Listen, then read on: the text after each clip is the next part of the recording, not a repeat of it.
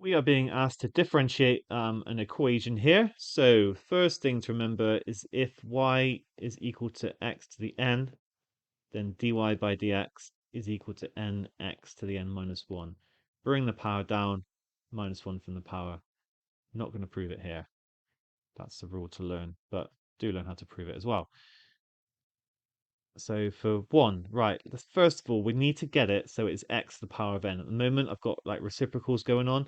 So I can write I'm going to do it here actually. I can write this as 5 times 1 over x squared minus a quarter times 1 over x plus x. And the reason I do that is that now I could put it in indice form. It's 5x to the minus 2. Of course, you might know to go straight there, but if not, this is the reason why. And then this is a quarter x to the minus 1. Notice well, you could put this, you could make it 4x to the minus 1 all in brackets, but it's better to pull out the fraction. And then, of course, we've still got the plus x. So that means that dy by dx, I now just use this rule that we have on the right.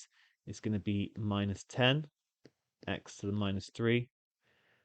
And then I'm going to bring the minus down. It's going to become plus a quarter x to the minus 2.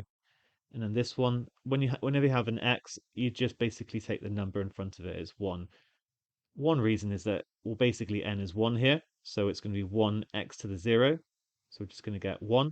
Another reason is that y equals x looks like this. The gradient of this graph is 1. Remember, that's what we're doing when we find dy by dx. We're finding the instantaneous gradient. But when you have functions such as y equals x, then it just has a constant gradient. I could leave it like that.